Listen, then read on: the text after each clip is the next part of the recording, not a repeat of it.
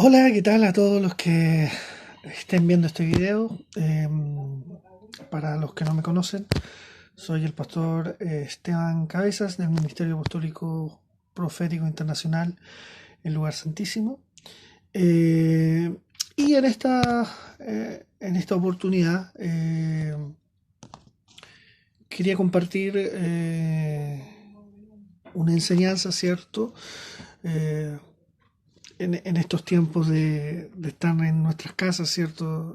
Con esta pandemia. Aprovechar de poder enseñarle a la iglesia que estoy pastoreando a leerse y para todos los que puedan verlo, ¿cierto? Ya sea a nivel ministerio o cualquier otra gente, puedan ser bendecidos con la palabra del Señor. El Señor no por lo que estamos viviendo va a callar su boca, sino que todo lo contrario, con mayor razón va a hablar. Así que vamos a tratar de poder hacer cierto esto de la mejor manera. Le vamos a pedir al Espíritu Santo, cierto, como siempre, que nos pueda estar guiando, nos pueda estar ayudando. Y es importante que tú, aunque sea un video, cierto, puedas orar junto conmigo para que el Señor pueda traer revelación a tu corazón, pueda traer revelación a tu vida de lo que hoy estemos hablando, de lo que hoy vamos a hablar, y de que la revelación del Espíritu, Señor, nos pueda llenar, nos pueda eh, provocar en nosotros un mejor, un mayor, no mejor, sino que un mayor acercamiento a Dios, y sobre todo a su esencia y a lo que Él es, a tratar de ser mejores, como dice Pablo, ¿cierto? Para poder llegar a la altura del varón perfecto. La única manera de hacerlo es tratando de conocer quién es Dios, tratando de ver cómo es Dios, cómo opera Dios y cómo encajamos nosotros en esa perspectiva, en esa, ¿cómo decirlo? En esa acción de Dios, porque es Él el que nos acciona, porque es Él el que nos promueve, porque es Él el que nos establece. Eh, Así que oremos al Señor, pidamos al Espíritu que pueda traer revelación, que el logos que vamos a leer pueda traer rema a nuestra vida y a nuestro corazón. Amado Padre Celestial, estamos delante de ti, Señor, en estos tiempos difíciles. Te pedimos, Dios, que tú en esta hora puedas traer tu presencia en medio de nosotros, puedas bendecir esto, Señor, puedas bendecir tu palabra. Sabemos que es tuya, sabemos que es viva y que es eficaz, como dice Hebreos, que puede partir el alma y el corazón, que es como una espada de dos filos. Te pedimos, Señor, que tú puedas, Señor, en este momento y en esta hora poder traer revelación, rema a nuestra vida, Señor, que lo que podamos hablar pueda venir de tu espíritu y no del corazón de uno, Señor, ni de la doctrina de uno, sino que queremos ser adoctrinados y llenados de lo que tú nos quieres dar, de lo que tú nos quieres enseñar. Padre, bendícenos, Señor.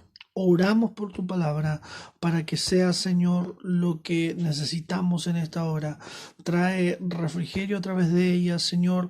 Trae, Señor, exhortación a través de ella, Padre, para que podamos ser mejores, para que podamos llegar, como dice tu palabra, a la altura del varón perfecto. Queremos, Señor, aprender de ti y estar más cerca. En el nombre del Padre, del Hijo y del Espíritu Santo. Amén. Amén.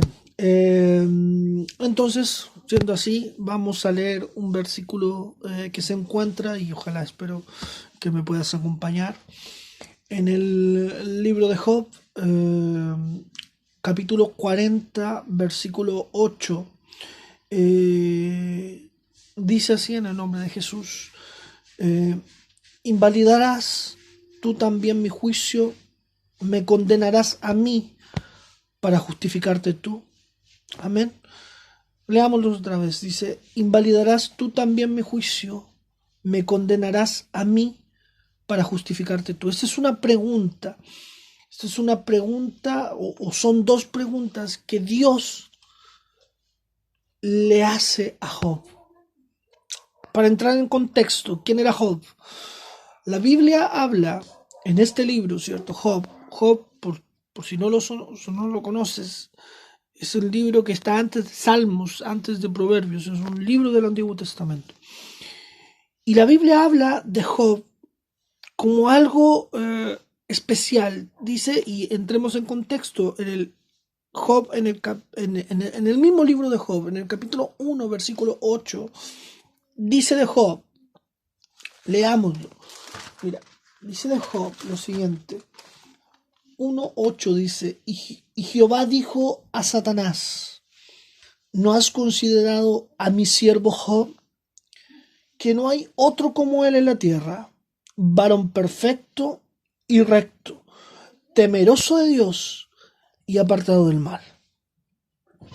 No hay otro como él en la tierra, varón perfecto y recto, temeroso de Dios y apartado del mal. Yo lo he buscado en la Biblia. Puede que me equivoque, pero no creo. Porque de nadie en la Escritura, de nadie se refiere Dios de esta forma como lo hace con Job. Pone características en él que son realmente imbatibles ante cualquier cosa. Se lo dice a Satanás, ojo, Satanás dice ahí, antes de llegar al 8, que Satanás vino junto con los hijos de Dios, habían recorrido la tierra, y Satanás dice, y no encontré nada bueno. Y viene Dios y dice en este versículo 8, ¿pero no consideras a mi siervo Job?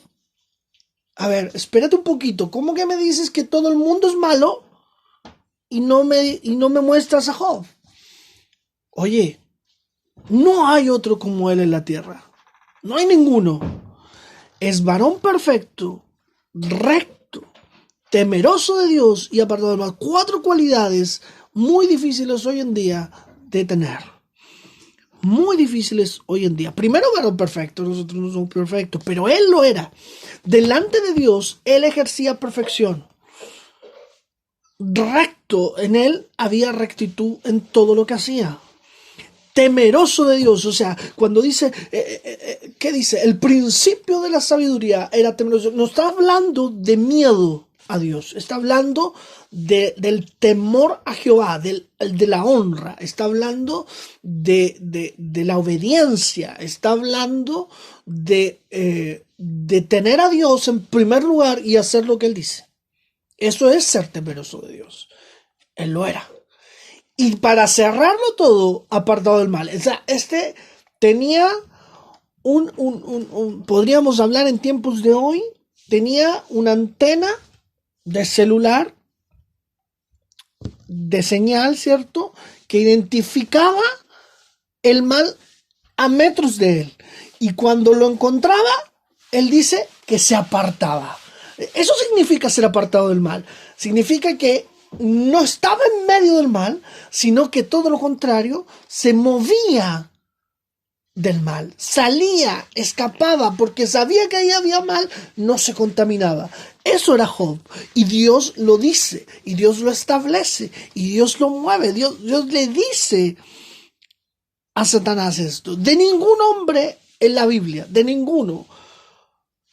Puedo equivocarme, vuelvo, insisto, pero no creo. Solo Jesús, ojo, esa es otra cosa. Jesús es el Hijo de Dios. Estoy hablando de gente nacido de hombre y mujer. Jesús es nacido de Dios a través de una mujer, ¿cierto? O sea, esa es otra historia. Jesús es otra cosa. Jesús es Dios mismo. Pero está hablando de hombres, está hablando ni Abraham, ni Jacob, ni José, ni Moisés, ni David con todo su corazón, ¿cierto? Con todo ese corazón conforme al del Señor, era como Job.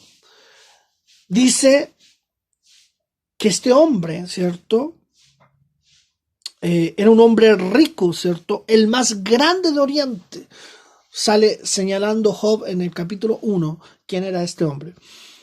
Era un hombre con riquezas, era un hombre bendecido, pero no por eso él era lo que era delante de Dios, sino que él era lo que era delante de Dios porque él había decidido hacer esto, ¿cierto? Él había decidido apartarse, él había decidido seguir a Dios y él había entendido, ¿cierto?, que el principio de la sabiduría es el temor a Jehová.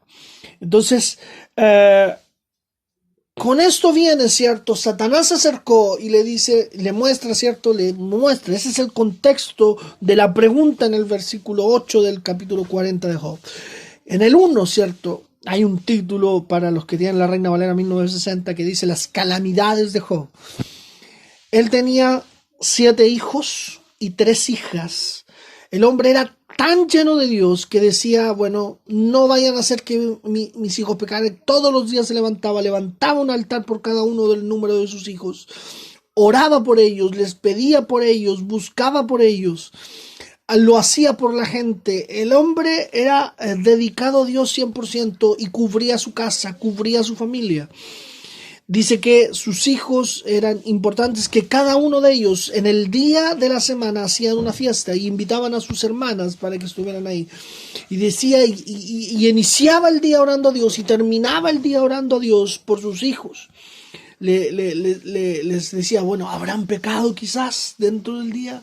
Voy a orar, voy a levantar holocausto. El hombre, por eso Dios se jactaba de él. Mostraba esto de esa forma, ¿cierto? Pero viene, ¿cierto?, el contexto de esta historia, ¿cierto? Dios muestra esta sapiencia de Dios, se muestra en el capítulo 1 cómo era Job, y hablábamos, ¿cierto? Dice en el capítulo 1 que Job, que Satanás venía junto con los hijos de Dios a rendirle cuentas a Dios de lo que habían hecho en la tierra, de dónde venían y de lo que habían visto. Él le dice que no había nada bueno. Dios le dice, oye, ¿qué te pasa? Mira a Job, tenlo en cuenta. No me digas que no hay nada bueno. Ahí hay algo. Y Satanás viene y le dice, sí, pero porque tú lo tienes cercado con bendiciones. Porque tú lo tienes cercado, lo tienes lleno de riquezas. Quítale todo lo que tiene y verás cómo él blasfema delante de ti. Y dice que en un día, el capítulo 1 de Job, dice, en un día,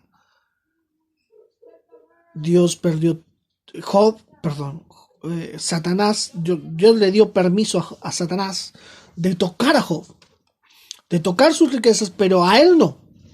Le dice, toca todo lo que tiene, pero a él no le hagas nada. Y viene y en un día pierde todas sus riquezas, todos sus animales, todas sus siembras, todos, incluso que pierde a su gente, a la gente que trabajaba para él. Solo escapaba uno para venir a decirle la mala noticia de todos los que él trabajaba, toda la gente que trabajaba, ya sea labrando la tierra, pastoreando animales o cuidando de los mismos. Solo escapaba uno para venir a decirle, oye, quedó esto, mira, pasó esto. Asimismo vino uno para decirle que todos sus hijos y sus hijas habían muerto. Y termina ese día con un Job abatido, con un Job diciendo, tirándose al piso, rasgando sus vestiduras, que es símbolo, ¿cierto? Sabemos en la escritura, en la palabra de Dios, de sentir enojo, de sentir rabia o de sentir dolor, de luto. Y rasga sus vestiduras, se postra en tierra y dice una célebre frase que yo creo que usted conoce: Jehová dio, Jehová quitó, sea el nombre de Jehová bendito. Y dice la escritura que a pesar de todo lo que había vivido, Job no había pecado en sus labios, porque no había dicho nada en contra de Dios. Aceptó lo que estaba viviendo, lo que estaba pasando. Pasa esto, seguimos en el contexto de la historia, y llega otra vez, dice que vienen los hijos de Dios, de recorrer la tierra, y junto con ellos venía Satanás. Y le pregunta a Satanás, ¿y tú de dónde vienes? Y Satanás, rindiendo cuenta, dice, de rodear la tierra. ¿Y qué encontraste? Nada bueno. Y Dios vuelve a decir, a ver, ¿cómo que nada bueno? O sea, ya hablamos de Job. Hiciste y me persuadiste de que te permitiera que lo tocases. Y así todo, él se mantuvo fiel a lo que yo soy. No pecó de labios, ni me culpó, ni hizo nada, y tú vienes y me sigues diciendo que no hay nada bueno en la tierra. Y Satanás le responde, bueno, pero toca su carne, piel por piel, y verás cómo blasfema en contra de ti, y verás cómo dice cosas de ti. Y Dios le dice, ok, está bien, tócalo. Pon en él algo, una enfermedad, pero no lo mates, no le quites la vida, no tienes permiso de quitarle la vida. Ponen algo en él, una enfermedad, un dolor en su cuerpo, pero no le quites su vida. Y así dice la Biblia, en el capítulo 2, que Job tiene una enfermedad. Y dice que la enfermedad era tanto el dolor, era tanto el sufrimiento de Job, que él se sentaba en las cenizas. O sea, imagínense el dolor. Él se quemaba con cenizas para poder aliviar en algo el sufrimiento que estaba teniendo. Estaba en eso cuando su mujer, su esposa, le dice, oye, ¿por qué mejor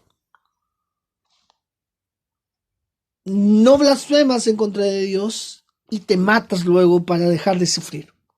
Y deja esto. Mira cómo estás sufriendo, mira cómo estás viviendo, esta no es forma de vida, mejor haz esto y mátate. O sea, deja de sufrir. ¿Para qué? ¿Para qué más? Y Job le responde, le dice, como mujer necia has hablado, ¿qué acaso diremos? ¿Recibiremos el bien solamente de Dios y no el mal?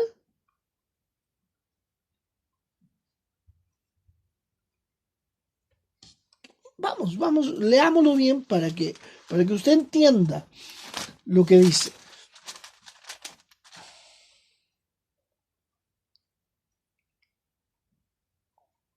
Pero eso está en el capítulo 1.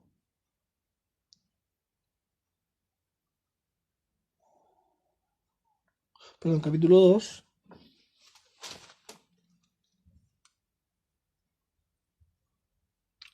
Versículo 9 le dice, la mujer le dice, entonces le dijo su mujer, ¿aún retienes tu integridad? Maldice a Dios y muérete. Y él le dijo, como suele hablar cualquiera de las mujeres fatuas, necias, has hablado, ¿qué recibiremos de Dios? El bien y el mal no lo recibiremos. En todo esto no pecó Job con sus labios. Él se mantuvo íntegro. Él reconoció que Jesús es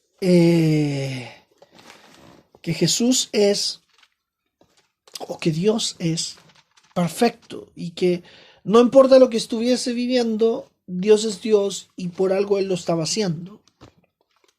Pero termina el capítulo 2 de Job diciendo y hablando de que venían sus amigos.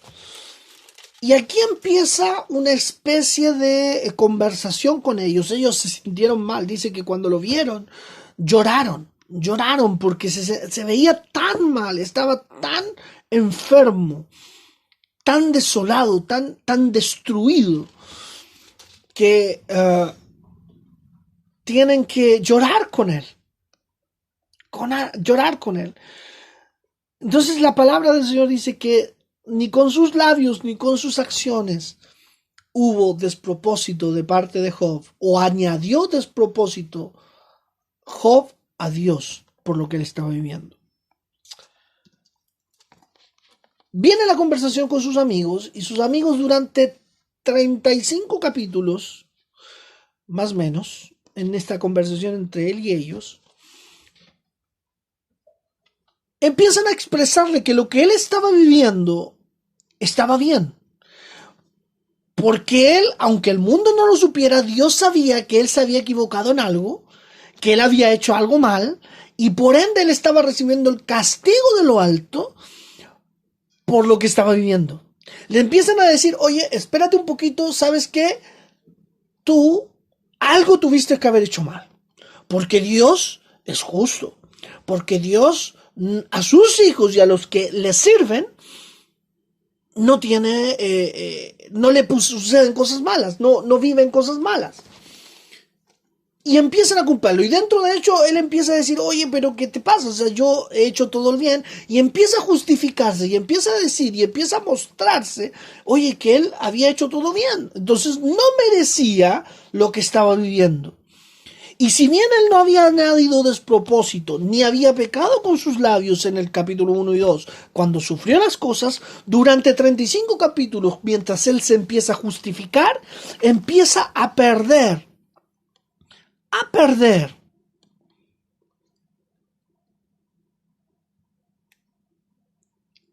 esta perfección que tenía. Porque empieza a justificarse, ¿cierto? Y a decir, oye, espérate un poquito. Yo enseño de Dios, enseño la palabra, soy hombre bueno, no, estoy haciendo mis ofrendas, soy íntegro en todas las cosas que hago. No merezco recibir el mal, no merezco estar viviendo lo que estoy viviendo. Entonces aquí hay un problema. Dios, ¿qué pasó? Y empieza a justificarse ya no solo delante de los hombres, sino que de alguna manera a decirle a Dios, oye, ¿qué te pasó? A ver, ¿qué pasó? ¿Te olvidaste de mí? Porque entonces tiene que solo haber pasado eso. O sea, tú te olvidaste de mí para que eso no me estuviera sucediendo. Y ahí aparece uno de los que, de las personas que iban con Job, perdón, con los amigos de Job, que se llamaba Eliú, y que empieza a mostrarle a Job que, a ver, espérate un poco, o sea, y le dice a los amigos también, oye, a ver, ¿qué concepto ustedes tienen de Dios? ¿Que Dios al que hace mal lo castiga? ¿Que Dios al que hace mal ejerce su poder y lo quiere destruir? ¿Eso es lo que ustedes piensan de Dios? Dios es Dios. Dios no es más ni menos porque alguien haga el bien o el mal. Dios es Dios y cada uno conforme a lo que hace recibe. Y si no ha hecho mal, cada uno está viviendo lo que necesita vivir por alguna razón. Y este hombre empieza a hablar.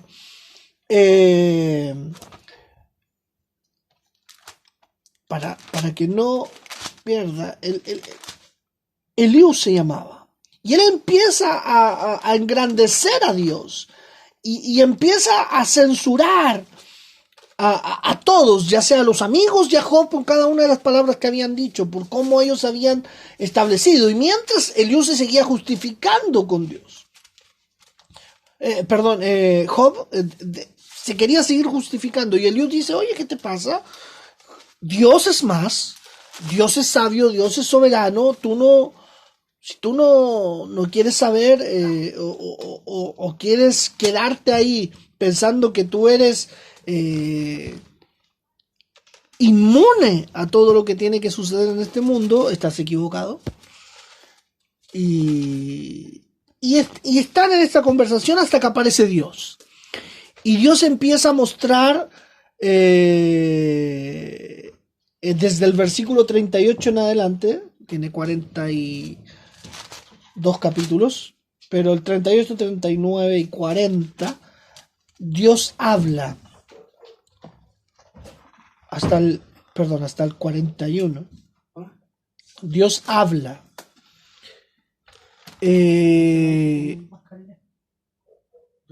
Dios habla a todos los que están ahí debatiendo, pero por sobre todas las cosas a Job, porque él era su siervo, porque él era de quien él se había jactado delante de Satanás. Y aparece Dios le empieza a mostrar su gloria. Tú estuviste cuando yo junté el mar, cuando yo esparcí la tierra. Tú estuviste acaso conmigo cuando yo encerré al Leviatán en las profundidades del mar. Y empieza a mostrar su gloria y toda la creación, ¿cierto? Como dice el Salmo, y los cielos mostrarán la gloria de Dios. Bueno, él empieza a decir todo eso. Dice, oye, mira el cielo y ve mi grandeza, mira las montañas, ve lo que está aquí a tu alrededor y ve quién soy yo. Entonces se mueve ahí y aparece esta pregunta. ¿cierto? La que nos compete. Ya ese es el contexto de todo. ¿Invalidarás tú también mi juicio? ¿Me condenarás a mí para justificarte tú? Wow. ¿Cuántas veces nosotros hemos estado ahí?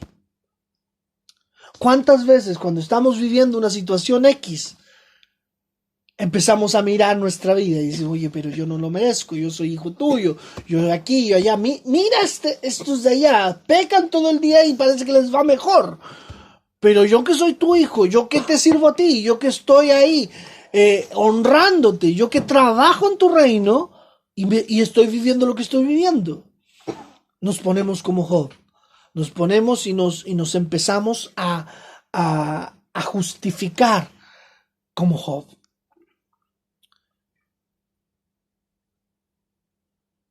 Yo aquí puse algo, ¿cierto? Ahora bien, luego de ver el contexto de la historia, podemos analizar la pregunta que Dios le hace a Job y que a veces en ocasiones nosotros muchas veces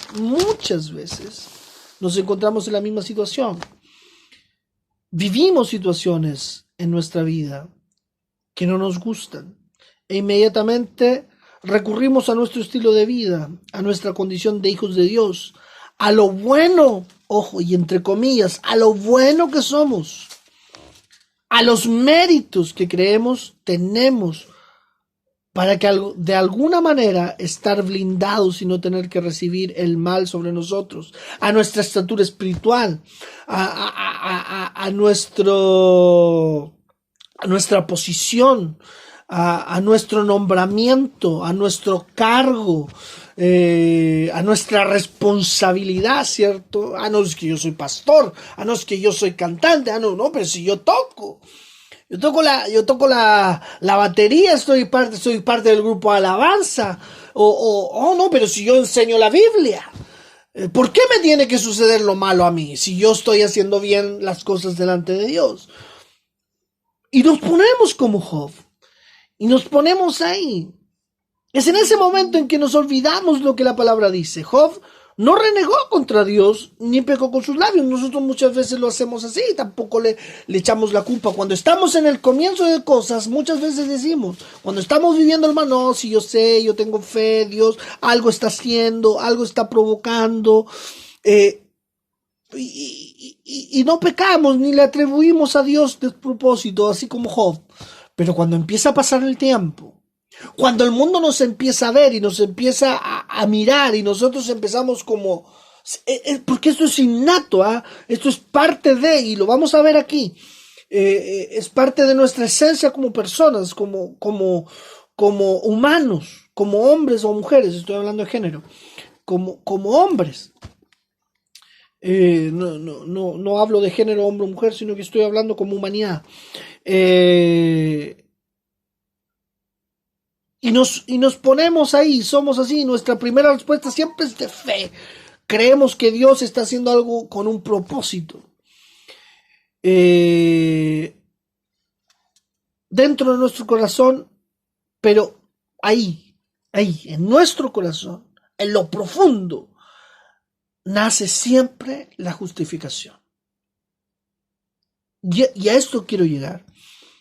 Y en esto quiero establecer, porque en esa justificación pasan muchas situaciones como las que vivió Job o otras aún peores. En esa justificación. Porque esa justificación nace desde adentro, desde lo profundo. Porque lo primero que decimos es palabra de fe. Lo primero que establecemos es hablar de fe, de que Dios es soberano, de que Dios es absoluto, de que todo lo que hace es bueno, de que todo lo que hace es perfecto. Eso lo manejamos porque es vocabulario bíblico. Porque algún día alguien nos enseñó que Dios es perfecto, entonces nosotros repetimos, Dios es perfecto, Dios es bueno, no hay nadie como Él, porque lo leímos una vez en la Biblia, entonces repetimos. Pero una cosa es repetir y otra cosa es vivirlo. Eso es diferente, eso es distinto. Una cosa es yo puedo hablar, yo por gracia de Dios, puedo predicarte, puedo enseñarte de la Biblia, puedo enseñarte doctrina, puedo hablar de muchas cosas, pero si yo no lo vivo, es diferente. Si yo no me encauzo en lo que yo te estoy enseñando, es palabra. Y generalmente puede ser incluso hasta vacía en mi corazón. A la gente podrá ser muy llenadora, pero si yo no lo estoy viviendo, al final es palabra. Es palabra dada, es palabra dada. Y Dios, si tú te percatas de lo que dice la Biblia, siempre ha querido tener una relación con nosotros. Dios no quiere que haya palabras solamente. Dios quiere que haya relación, que haya una intimidad. Y esa intimidad se refiere a vivir como la Biblia dice que tenemos que hacerlo. A tener en nuestro corazón y en lo profundo una identidad de relación. Muchas veces, porque no hay una relación genuina, porque tú no puedes tener una relación, y aquí nos vamos a dar cuenta con lo que dice la Escritura, que esa relación muchas veces no existe por causa de nuestra ignorancia de Dios. Como dice Santiago, no sirve de nada ser oidores, sino que sirve ser hacedores de la palabra del Señor. Pero como decía, muchas de estas situaciones se provocan porque somos ignorantes de Dios. Y ahí nosotros debemos ser lo suficientemente honestos. Primero con nosotros. Después con Dios. Porque Él lo conoce, Él sabe. Pero, porque ojo, usted puede ser temeroso de Dios. Puede ser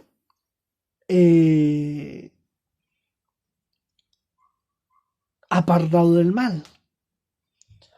Puede ser todas las características de las que hablaba Dios de Job, ¿cierto? No hay otro como él, varón perfecto y recto. Pues usted puede ser perfecto y recto, temeroso de Dios y apartado del mal. Pero tarde o temprano, si usted es ignorante de Dios, no puede tener relación con Él y va a caer. Y se va a equivocar. Y va a entrar en esta justificación delante de Dios. Porque es algo innato de parte de nosotros. Si no, veamos lo que dice Génesis 3:12. Adán y Eva, ¿se acuerda? ¿Cierto? Pecaron en el huerto del Edén. Y mire lo que dice Génesis 3:12. Dice, leamos el 11, porque dice, a ver, quizás un poquito más arriba, 9, mejor. Mas Jehová Dios llamó al hombre y le dijo, ¿dónde estás tú? Y él respondió, versículo 10, ¿cierto? Oí tu voz en el huerto y tuve miedo, porque estaba desnudo y me escondí. Y Dios le dijo, ¿quién te enseñó que estabas desnudo? ¿Has comido del árbol que yo te mandé no comieses? Versículo 2, el que nos interesa. Y el hombre respondió, la mujer que me diste por compañera me dio del árbol y yo comí. O sea, le dijo, a ver Dios, la culpa aquí no es mía, la culpa es tuya porque tú me diste una mujer y esa me dio de comer. Y yo comí. Así que la culpa no es mía. Perdón. Perdón. ¿Acaso Adán no sabía que no tenía que comer? Adán sabía que no tenía que comer de ese lugar. Él sabía cuál era el fruto del que no tenía que comer. Así que la culpa no es ni de Eva, ni menos de Dios. La culpa es de Adán. Y ese es nuestro problema. La culpa es nuestra. Pero ¿qué es lo que queremos? Justificarnos. A no es que yo soy ministro. Ah, no, es que yo soy hijo de Dios. Ah, no, es que yo toco, no, es que yo canto. Cuando yo canto, la unción baja, no, cuando yo predico, wow, Dios se presenta. Cuando yo profetizo, es que Dios está hablando. Entonces, si yo soy esto, porque yo tengo que estar viviendo lo malo. Perdón, Dios, aquí te equivocaste. Perdón.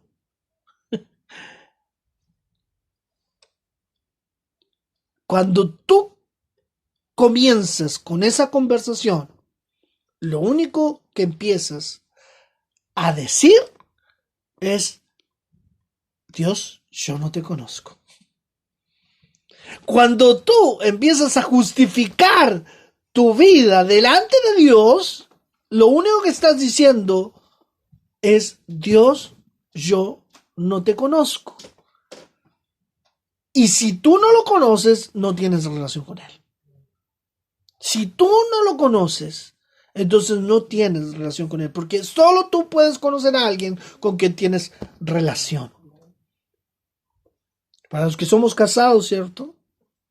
Yo conozco a mi esposa, sé y ella sabe de mí cómo me enojo, por qué me enojo, qué es lo que me gusta, qué es lo que no me gusta, porque hay relación. O sea, yo sé que puedo regalarle a ella y que no, porque sé lo que le gusta o no, porque la conozco, porque hay una relación. Por eso nos casamos, ¿cierto? Por eso Jesús es el esposo y la iglesia es la esposa, porque Él quiere tener una relación de comunión, que nosotros nos conozcamos a Él y que Él nos conozca a nosotros. ¿Se acuerda? Mateo dice que las vírgenes prudentes no habían guardado el aceite. Oye, yo no te conozco. Le cerró la puerta. Oye, perdón, ¿sabes? Se nos quedó el aceite, se nos olvidó. Yo no te conozco. Dice que ahí será el lloro y crujir de dientes. Entonces, ¿cuál es el problema? O sea, ¿cuál es la situación? ¿Qué es mejor? ¿Ser ministro? ¿Qué es mejor? ¿Ser hijo de Dios? ¿Haber hecho la oración de fe? La oración de fe. Ah, no, yo hice la oración de fe, así que yo soy hijo de Dios. Soy parte del reino. Perdón, si no hay un convertimiento de corazón. Si tú no haces como hizo Pablo. Pablo iba en dirección a camino a Damasco a matar a los apóstoles de Jesús. Se le aparece Dios. Capítulo 9, de hecho, de los apóstoles. Léalo, si no lo ha leído. Dice que se le aparece Dios. Y Dios le dice: ¿quién eres tú, Señor? Le dice Pablo. Yo soy a quien tú persigues, Pablo. Señor, ¿qué debo hacer? Señor, ¿qué debo hacer? ¿Qué es lo que hace Pablo? ¿Por qué Pablo es tan grande en la Escritura? ¿Por qué Pablo llena casi todo el Nuevo Testamento? O sea, todas las cartas del Nuevo Testamento, casi todas las escribió Pablo. ¿Por qué? Porque él entendió ese día que conoce a Dios, en que la razón de todo es tener una relación con Él. ¿Cuál es la forma de tener una relación con Él? Le dice: Señor, ¿qué tengo que hacer? Y Dios le dice: ve a la calle de Damasco, a la calle que se llama Derecha, ¿cierto? Y ve ahí y anda donde el profeta Ananías. Y dice que él quedó ciego en el instante debido a la presencia de Dios y la luz que lo invadió. Y estuvo donde Ananías y llega la voz de Dios a donde el profeta Ananías y le dice: oye, quiero que hagas esto por mí. Necesito que sanes a Pablo. Y Ananías lo queda preguntando y le dice: oye, pero Dios,